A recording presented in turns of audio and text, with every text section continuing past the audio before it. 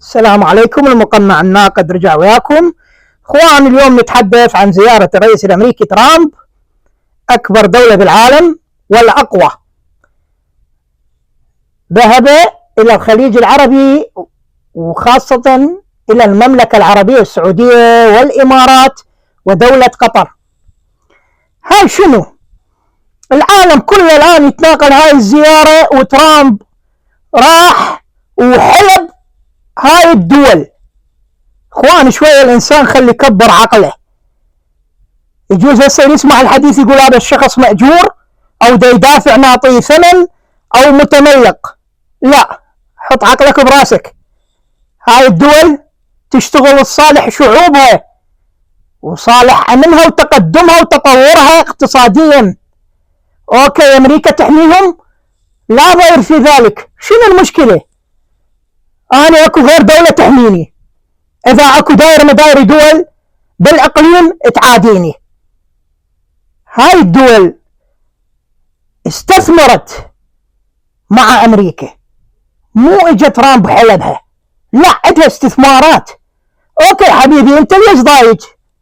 للمضغوطين نقول لهم انتوا ليش ضايجين؟ المال مالكم، المال مالهم، الله رازقهم، الله نعطيهم طاقة، نعطيهم نفط، استثمروا. زين، نقطة راس سطر. ليش شعبهم منصور عليهم؟ لا يطلع يسوي مظاهرات يلا على المملكة محمد بن سلمان، يحبوه، كل شيء موفر للشعب ماله. فعلى وجه يعترضون الشعب السعودي، يقول لك انا شعبي اولا، وهذا هي السياسة الصحيحة. ابو الامارات كذلك، ابو دولة قطر كذلك، شعبهم يحبهم، لا غير انه انا استثمر. وحتى اذا كان هو اكو طمع بالموضوع مو مشكلة، الفلوس كلها مو مشكلة في سبيل شعبي مرتاح. انتوا ايش حققتوا باقي الدول؟ ايش سويتوا بالمنطقة او بالعالم العربي؟ يعني دول الخليج بغض النظر مواقفها دائما كانت مشهودة وتتبرع للدول. وبالنسبة لموضوع القضية الفلسطينية، هم يتحدثون انه فلسطين محتاجة او دولة مصر محتاجة او السودان. اوكي، انتوا دول موجودة وإلكم وزنكم وقيادتكم موجودة، وخاصة الشعب الفلسطيني منو دمره؟ دمرته نفسه اللي هي القيادة الفلسطينية وحماس. للأسف دمروا المواطن الفلسطيني، خلوه بين اثنين، وجت حماس الآن نهتل الموضوع مالهم. أغلب قادة حماس بالخارج عندهم بيوت وقصور ومرتاحين، والشعب الغزاوي ملاقي لقمة. أخي سلام بالمنطقة، انتهى، شرق أوسط جديد. فأنتوا أنا أتعجب يعني ناس تطلع وتتهجم على المملكة العربية السعودية أو على الإمارات. الإمارات طبعت، زين أنت شلك علاقة؟ الإمارات راحت فتحت تطبيع مع إسرائيل. مصر صار لها سنين عندها اتفاقية مع إسرائيل. أنت ليش تحكي؟ ليش تتدخل؟ وخاصة نحن بالعراق، يعني صار لنا 23 سنة أو أكثر من تغيير النظام السابق اللي هو نظام صدام حسين، مثل ما يقول الأغلب إنه كان حروب وهاي، وهذا واقع حال. لكن الآن أنتوا ايش حققتوا بالعراق؟ شطيتوا للعراقي؟ شفتوا الفيديوهات اللي حطيتها شلون المواطن والأطفال يحبون، يعرفون منو محمد بن سلمان، يعرفون منو محمد بن زايد رئيس دولة الإمارات، أو قطر اللي جابت كأس العالم وسوته بنص قطر. ما عدا التطور في كل المجالات بالصحة.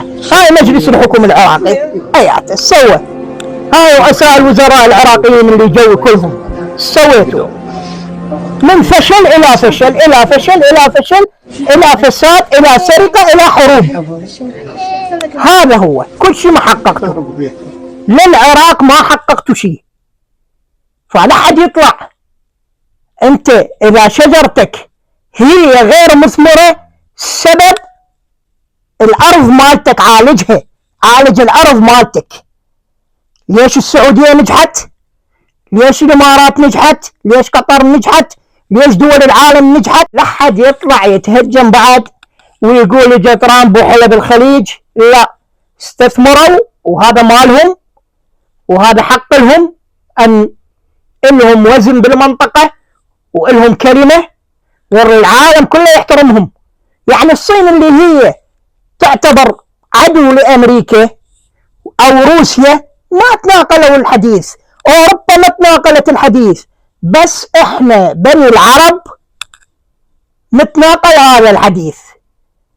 ليش؟ لانه هاي الدول انطت لشعوبها، حققت كل شيء للمواطن اللي يعيش بيها، فاصبحت خطر على باقي الشعوب، لانه باقي الشعوب دا يريدون يصيرون مثلهم. يقول لك سوينا مثل السعوديه. هسه احنا بالعراق نريد نصير مثل الامارات، مثل السعوديه، مثل قطر، حتى وان يكون الكويت، البحرين، المواطن مالها عايش بامان ونعيم وكل شيء متوفر له. فكافي مزايداته. اجى ترامب حلبهم وقالوا كلبوا بإيران، هذا فشلكم. حتى بالقمة العربية ما حد حضر. هيك شيء رمزي، مجاملة.